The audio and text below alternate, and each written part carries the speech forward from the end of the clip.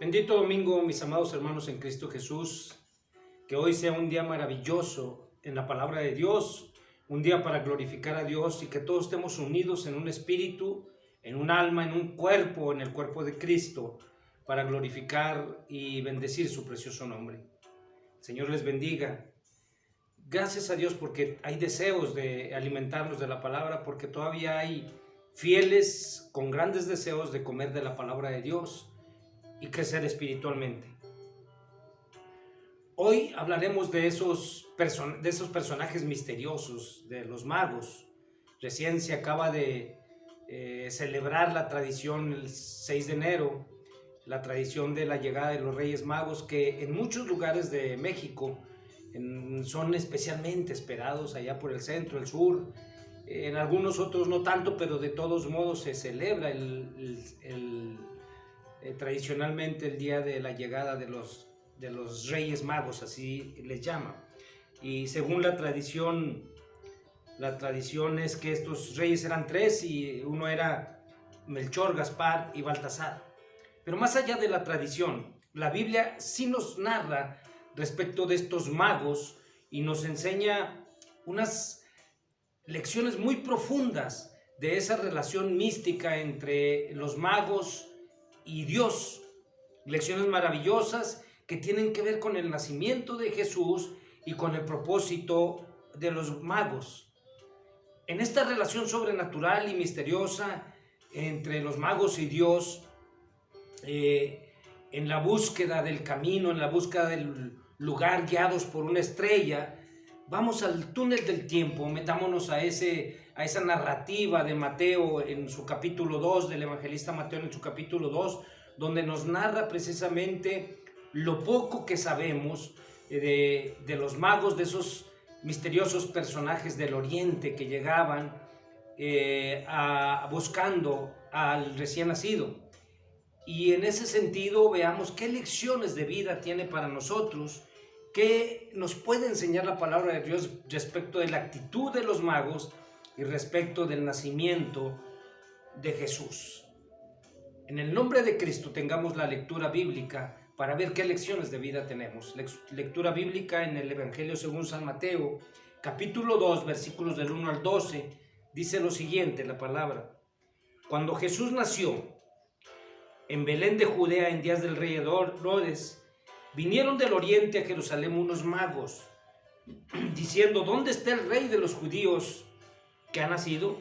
Porque su estrella hemos visto en el oriente y venimos a adorarle. Oyendo esto, el rey Herodes se turbó y toda Jerusalén con él. Y convocados todos los principales sacerdotes y los escribas del pueblo, les preguntó dónde habría de nacer el Cristo. Ellos le dijeron, en Belén de Judea, porque así está escrito por el profeta. Y tú, Belén, de la tierra de Judá, ¿no eres la más pequeña entre los príncipes de Judá? Porque de ti saldrá un guiador que apacentará a mi pueblo Israel. Entonces Herodes, llamando en secreto a los magos, indagó de ellos diligentemente el tiempo de la aparición de la estrella. Y enviándolos a Belén dijo, id allá y averiguad con diligencia acerca del niño. Y cuando le halléis, hacedmelo saber para que yo también vaya y le adore. Ellos, habiendo oído al rey, se fueron, y aquí la estrella que habían visto en el oriente iba delante de ellos, hasta que llegando se detuvo sobre donde estaba el niño. Y al ver la estrella se regocijaron con muy grande gozo. Al entrar en la casa vieron al niño con su madre María, postrándose le adoraron, y abriendo sus tesoros le ofrecieron presentes, oro, incienso y mirra. Pero siendo avisados por revelación en sueños que no volviesen Herodes, regresaron a su tierra por otro camino. Es realmente una historia maravillosa, narrada por el evangelista Mateo. Y quiero tomar 3 lecciones relacionadas con esta historia. La primera lección, cómo Dios se goza. Yo siento un especial placer de Dios en destacar lo pequeño, es decir, y lo más pequeño de Dios es más grande que todo el universo, pero Dios parece empeñado en destacar lo pequeño. Él dijo, dejad a los niños, venid a mí, no se lo impidas porque de ellos es el reino de los cielos. Y esto es algo que a mí me maravilla, porque los que tienen mayor derecho del reino de Dios son los niños. Y a veces se les impide más a ellos participar de las cosas de Dios, pero ellos son los dueños del reino de los cielos. Y Dios se manifiesta en las cosas pequeñas para hacerlas tan grandes. Recordamos aquella ocasión en que estaba la multitud y Jesús les dice a sus discípulos: tienen hambre, y los discípulos dicen: no hay más que unos cuantos panes, 5 panes y 2 pececillos. Y con eso, con esa pequeña porción, muy pequeña porción, inclusive para 4 o 5 gentes, Jesús alimenta a más de 5,000 personas. Aquellos que alguna vez les dijo: si ustedes comieran de mí, nunca tendrán hambre. Pero Dios, nuestro Señor, hace de las cosas pequeñas grandes.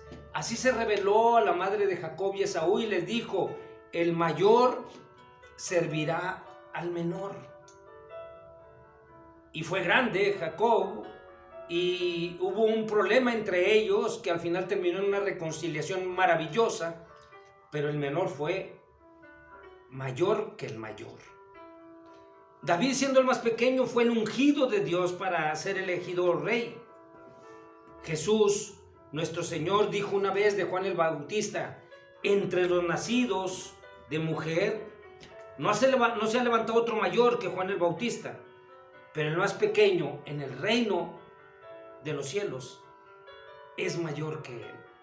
Hay cosas tan maravillosas en todo esto, tan profundas, que nos deja ver cómo de lo más bajo Jesús levanta a lo más alto. El salmista relataba cómo lo rescató de la inmundicia, cómo lo rescató del muladar para hacerlo sentar con los príncipes de su pueblo. Y esta historia de los magos y la relación con Jesús está llena de misterios y de cosas maravillosas, de sorpresas hermosas, enormes. De ahí dice el profeta Miqueas: Belén de Judea,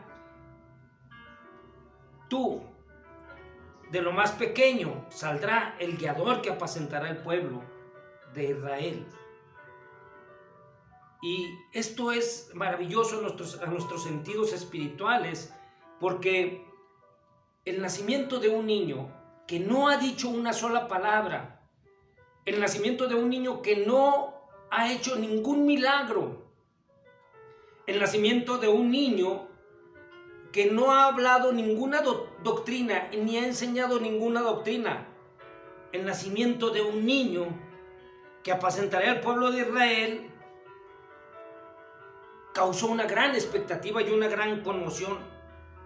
Solo se escucha el llanto del niño, solo se escucha ese llanto que al escucharlo hace suponer una criatura frágil que necesita que le cambien los pañales, una figura frágil que necesita que le den de comer, una figura frágil que necesita que lo cubran y lo cobijen. Esto es lo que nos llama la atención. Sin embargo, este niño provoca una agitación inusitada en el tiempo de Herodes.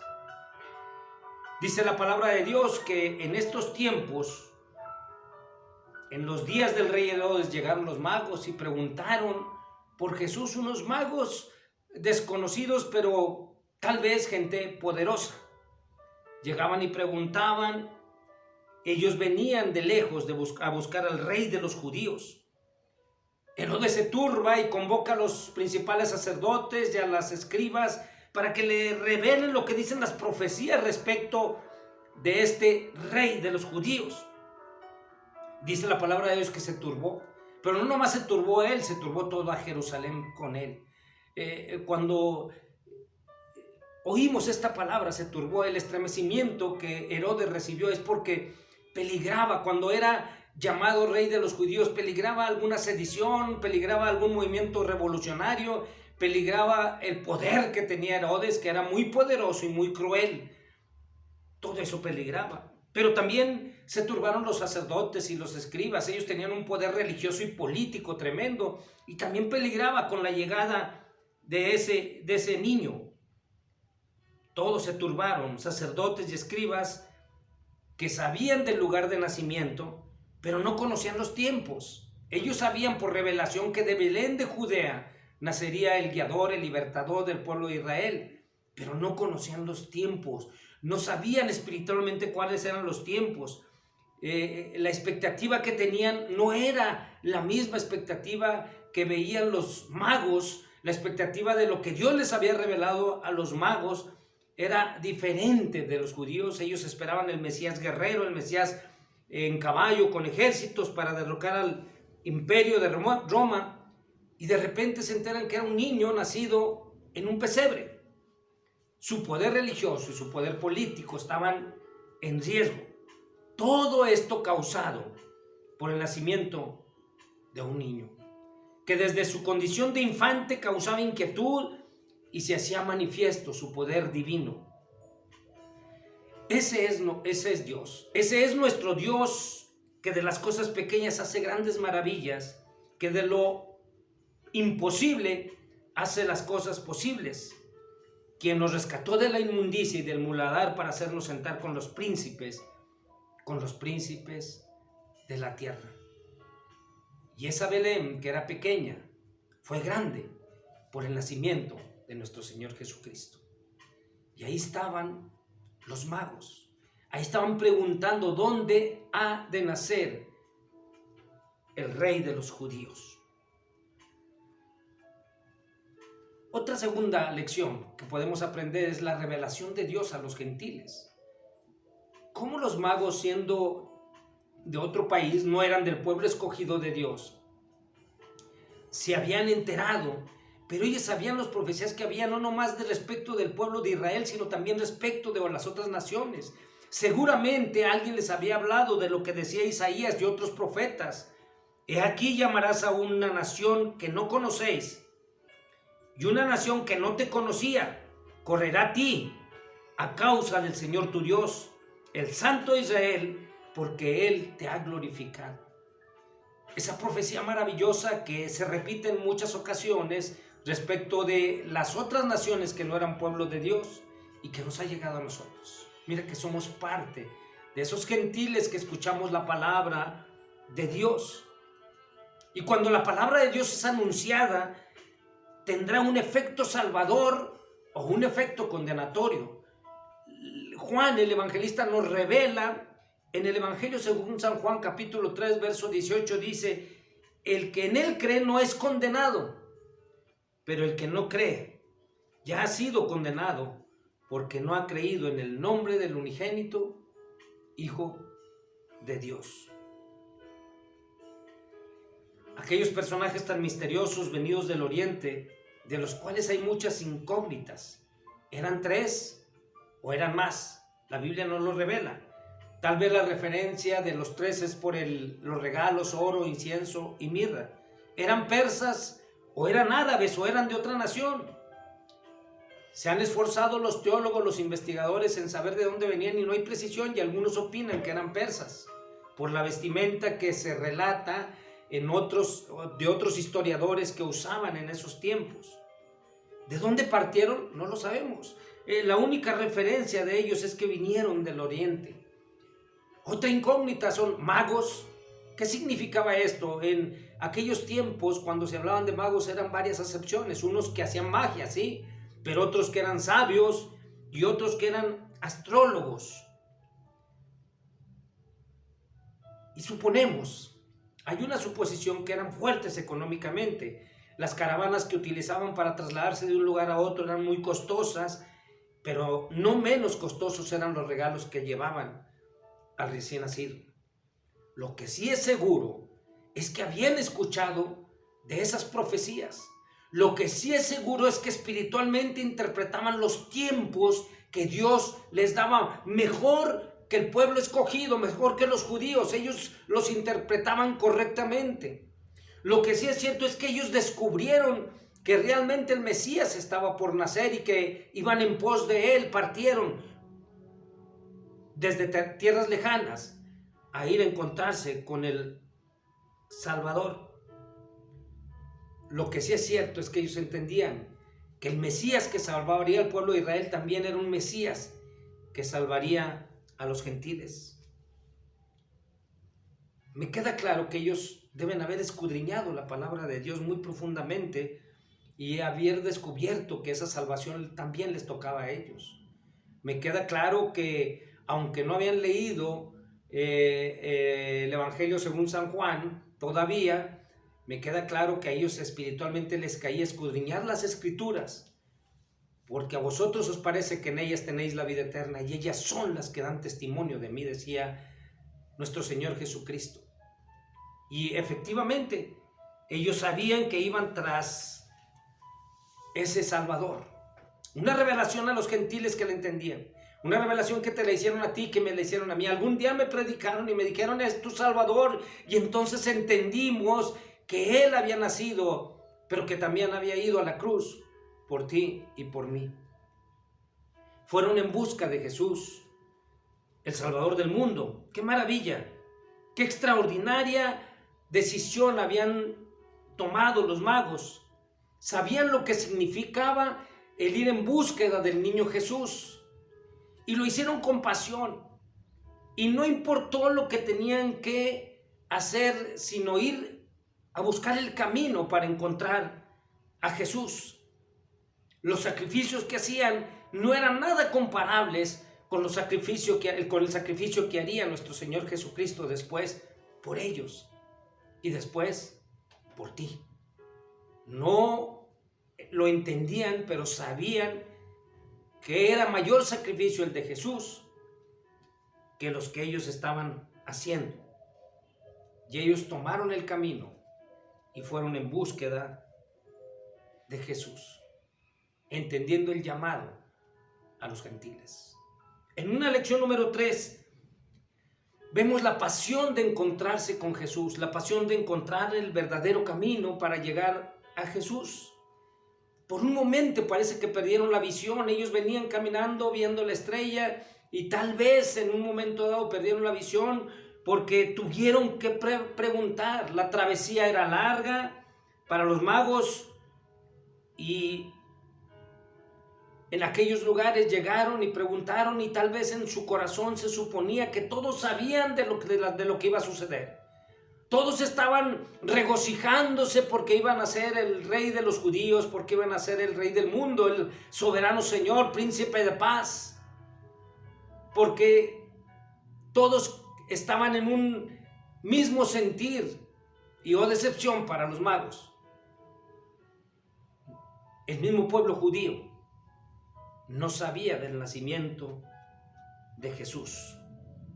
La expectativa que ellos tenían de que todos estuvieran enterados no la compartían los demás.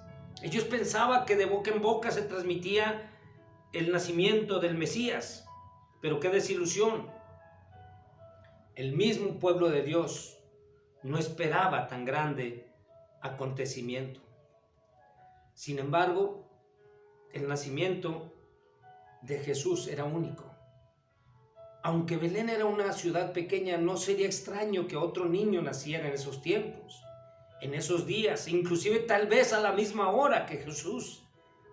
No sería extraño, y sin embargo el nacimiento de Jesús era único. El nacimiento de Jesús era lo más importante. La revelación escritural creída por los magos era tremenda y ellos habían buscado el camino para llegar hasta el Mesías. Ese niño era el único. Sobre él, la estrella de Belén. ¿Qué sacrificios tomaron los magos? No les importó la distancia. Pudieron caminar días, meses tal vez, pero tenían que llegar al lugar donde había de nacer el Jesús, el Salvador del mundo. No les importó el costo. Sí, tal vez eran gentes poderosas, pero ¿qué necesidad tenían de gastar en ir a ver a un niño? No les importaron los peligros, porque había bandas de delincuentes y tendrían que contratar seguridad para ir custodiándolos, sobre todo por los regalos tan costosos que llevaban. No les importó dejar a sus ídolos, hechos por manos humanas. Estaban en el camino y conocerían el verdadero camino. Y los regalos materiales que llevaban eran lo menos que podían llevar para mostrar la adoración delante de ese niño que había nacido. Buscaban el camino y era todo lo que les importaba. Hoy los niños se ilusionan con la llegada de los Reyes Magos, pero los magos se ilusionaban con ver a Jesús. Y esta es una ilusión que debe de ser cotidianamente, sentir la presencia de Dios a través de Jesucristo en nuestros corazones, que nuestra alma se regocije cada día por descubrir que la luz sigue alumbrándonos. Dios conoce los corazones de todos y ellos saben el interés, Él sabe el interés que la gente muestra, que sus creyentes, sus hijos muestran en seguir conociendo el camino. Cuando estás en intimidad, cuando tienes esa relación mística con Dios, hay revelaciones de Dios tan tremendas que te van a dejar pasmado. Dios se reveló a los magos en sueños y les indicó que no regresaran con Herodes. Y ellos, obedientes a la revelación, no regresaron. Démonos cuenta, mis amados hermanos, que tan grande revelación la hemos tenido nosotros. Dios se ha revelado a Cristo en nuestras vidas. Y si por un momento perdemos la visión, está la oportunidad de regresar a las Escrituras para corregir el camino y seguir adelante hacia la meta.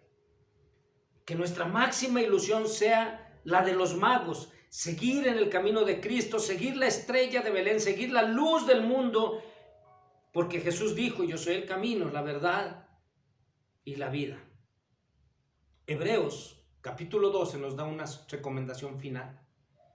Por tanto, nosotros también, teniendo en derredor nuestro tan grande nube de testigos, despojémonos de todo peso y del pecado que nos asedie, y corramos con paciencia la carrera que tenemos por delante, puesto los ojos en Jesús, autor y consumador de la fe, el cual por el gozo puesto delante de él sufrió la cruz, menospreciando el oprobio, y se sentó a la diestra del trono de Dios. Que tu corazón y el mío esté enfocado en seguir el camino, rumbo a la meta, olvidándonos, decía Pablo, de lo que quedó atrás. Prosigamos al supremo llamamiento en Cristo Jesús. Vayamos tras Él con el corazón henchido de gozo como el de los magos, y con los sacrificios que serían pocos relacionados con el sacrificio que Cristo hizo por nosotros. Jesús murió por ti y por mí. Ofrécele tu vida, sírvele con tus talentos, ofrécele tus bienes. Dale a nuestro Señor Jesucristo la honra, la gloria. Amén. Oremos. Padre, te alabo en esta hora y bendigo tu precioso nombre, y te doy gracias por esta enseñanza tan hermosa, Señor, de esa pasión con la que los magos buscaron el nacimiento de tu Hijo Jesucristo, Señor. Pero más que eso, Señor, ellos buscaban esa sanidad y esa salvación, esa libertad, Señor, que solamente podemos obtener a través de Cristo. Tu nombre sea glorificado. Y la paz de Dios, que sobrepasa todo entendimiento, guarde sus corazones y pensamientos en Cristo Jesús. Amén. Dios les bendiga, hermanos.